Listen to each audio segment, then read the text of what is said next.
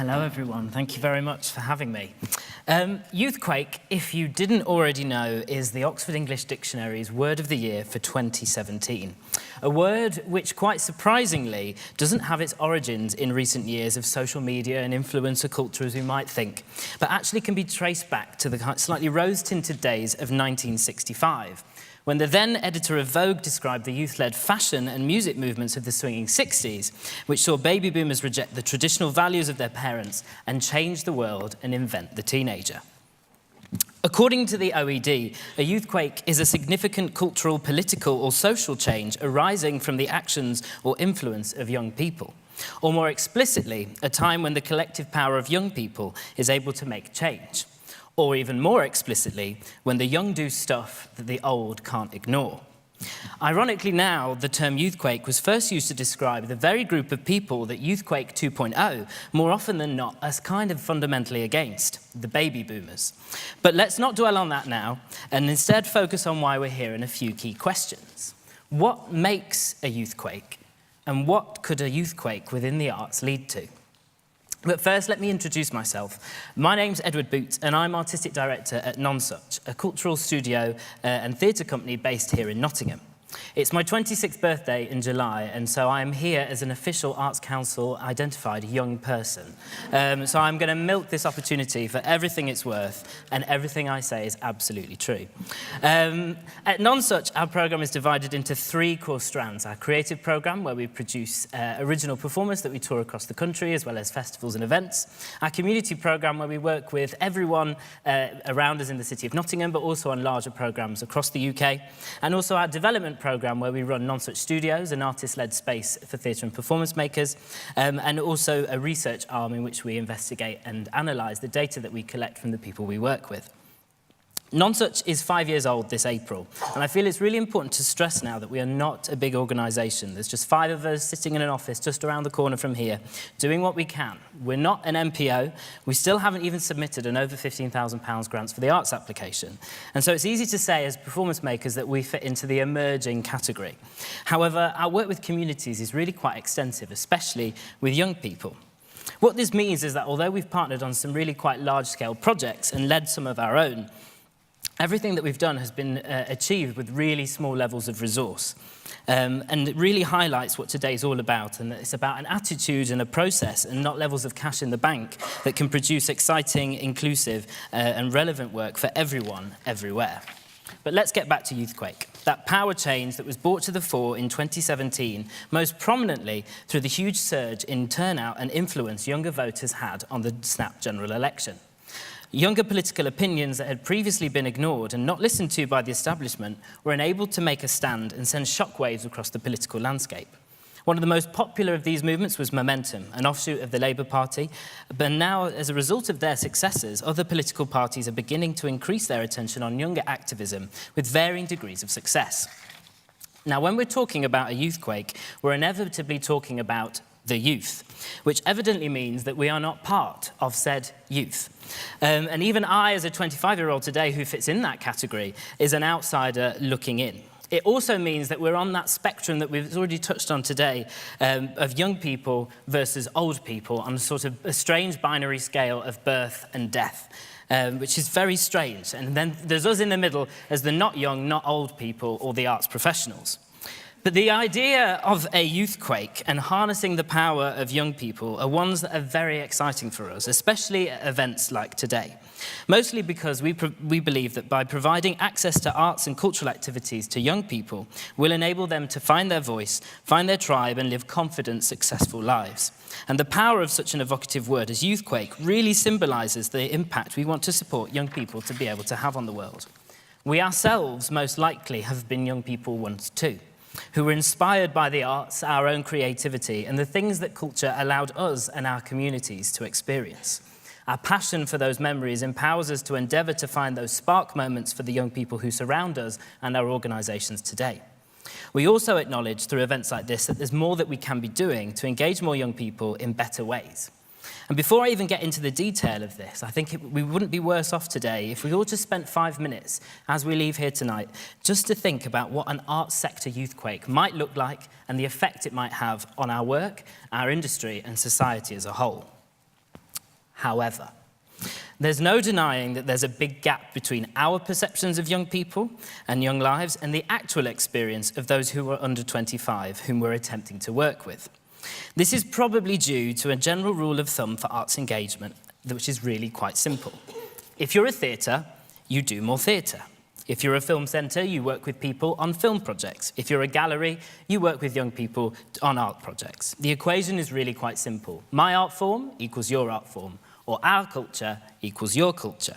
And this is generally how the sector functions, and on the surface, there's nothing wrong with that. But when you look at it in these cruder terms, it seems to make less sense and actually highlights some of the issues organisations find when they try and engage new audiences through both their participation and programmed offer. Even with the best intentions, our offers are restricted to those who have some pre-existing awareness or interest in our art forms, and there's little space for people who want to cross those boundaries or do something slightly different. In an arts context, this is quite sometimes difficult for us to understand because we love our art forms so much. We sometimes can't actually see that our passion for what we do and deliver in our work actually may be holding us back from engaging those who haven't experienced what we have. And it also sometimes assumes that those who don't know what we know are at a deficit and therefore they're not engaging in cultural activity, which is obviously not the case. It can be easy to look at this by leaving the arts for a minute and seeing what's happening in the world of sport. In the quest to increase participation in sport, over the past couple of years, you can observe a trend in which sports projects aren't seeking to discover the next Olympians or World Cup winners anymore, but actually looking at how they can encourage people to live active lives based on activity that's relevant to them, resulting in organisations working beyond their traditional remit and running, for example, football-based dance sessions as part of the This Girl Can campaign. Could we possibly do the same thing by focusing our attention on ensuring that people lived creative lives rather than becoming amazing artists from the very first point that we meet them? Wouldn't it be great if we forgot about the structure of our art forms to develop these participation offers that used our skills as vehicles for the imagination and creativity of those we work with? Saying yes to what they suggest to us and finding ways to make that happen, which then in turn fulfill our goals and aims. Although it's scary at first, it's amazing what having to say yes to a young person's creative request teaches you, as we've found through a number of programmes that we've run over the last couple of years. To ride this Youthquake and not be left behind by it, we need to start saying yes a little bit more, see what happens, offer all the support our experience and expertise affords us, and build on the results with the under-25s as our partners. Just think about the last time you or your organisation actively went out and spoke to young people you'd like to engage with, and not when you're trying to shape a project you've already designed and already received funding for, but actually at the point where you just want to go and find out what's making young people tick. Because funnily enough, young lives are not congruent with our assumptions and are changing all the time, in ways you need to stay connected to in order to continue to produce relevant work. As part of our work as the youth engagement partner of Nottingham's Cultural Education Partnership through our programme Do Your Thing, we spoke last year to over 500 11 to 25-year-olds across Nottingham to gain insight in these areas. The data that we gathered will form part of a Creative Youth Trends report, which we'll launch next month and become a yearly reference point to support organisations' own insight to stay relevant and deliver appropriate programmes for under-25s. One of the key things we found was that young people do not identify creativity as something exclusive to the arts or cultural sector. Creativity for them is that combination of sports, arts, technology, enterprise, all combined around their passions and confidence. And the single most common attribute that either makes you creative or not is whether you do or you don't have skills in a certain field, which sounds great for us in arts participation, because that's what we're really great at, sharing skills and upskilling young people. However, what our young people said is that our offer is restricted to about 5 or 6 main art forms, which we deliver a lot of, that didn't match up with the top 5 art forms that the young people said they were interested in. They were more interested in things like fashion design, graphic design, video production, photography, and craft, as well as the ways in which art forms can merge together through collaboration. There's also the issue of cost, and more importantly, the issue of location. Most venues are in city centres, but the young people we really want to reach aren't. And given the fact that they also need to get permission from parents to attend our venues, it makes it incredibly hard for a young person who lives far away from a city centre to get engaged. There was also a wave of young creators who aren't turning to arts and cultural organisations for support because they're already creating amazing work of their own. And what we offer for them is neither use nor ornament. For them, we are not the experts. If a young creator comes to us and wants to borrow equipment, get access to our space, to test out ideas by themselves, or advice on how to scale up their work to reach more people, we often don't know what to say, how to quantify it to our funders, or make it happen through our internal systems of permission forms, facilities management, or insurance, all of which are incredibly simple to overcome if an organisation wants to, but can stop us from engaging and collaborating. But as well as talking to lots of under-25s to understand their context, we also spoke to venue staff, teachers and those who work with young people in their everyday lives. And something became incredibly apparent. Big NPOs and small independents alike all said more or less the same thing. Our participation offer and targets do not match up with the programme we present. We work hard to inspire the diverse groups we work with on a regular basis, but there's often nothing to push them onto because the work we present isn't relevant to them. Young people, when we asked them the same questions, weren't particularly aware of the cultural offer which was available to them, even amongst those which were actively participating. This surely highlights that for a Youthquake to take hold, we need to also think about what we put into our theatres, galleries and art centres, our means of communicating to wider audiences, and also the format in which the work itself is presented. At Nonsuch, we've run or worked on a number of programmes that have been aimed entirely in areas of low engagement, and have therefore adopted an approach of youth-centred design through which we consult with, gain insight from, and co-create programmes with the groups of end beneficiaries, using our creative skills and not our theatre expertise as the activating factor. What's even more exciting is that after testing and trialling this approach through a number of youth programmes over the last couple of years, we're now adopting this process across how our organisation completely functions, in how we shape programmes for older people, for different communities across the city and country, and also now our artistic programme, as we begin to find ourselves in a position to able commission and co-produce new work with artists. The strength in this delivery is partnerships, as it was in 2017 for the political Youthquake. And this approach to work is one that is crucial in order to ensure that our offer is successful at engaging with those in communities where disadvantage is common. When trying to reach out and work with new communities in areas of lower engagement, it's often hard to make contact with and recruit participants. But beyond the realm of our funded arts and cultural offer is a whole raft of community organisations, youth clubs and informal sessions run by community leaders, parents and carers, who probably outnumber our actual events and workshops 10 to 1. What's more, these groups would put our diversity targets to shame because their offer is shaped around a relevant interest of their participants and based in local areas where it's easy for people to attend. These sessions are run for the benefit of their community and, despite their lack of resource, achieve great things. And over the past year, we've developed some really key partnerships with a number of these organisations across North Nottinghamshire, and we've learnt an immeasurable amount. We really can't recommend it highly enough. It's vital to remember that under-25s are not just one homogenous group. They're as diverse and as different from one another as the rest of our audiences are.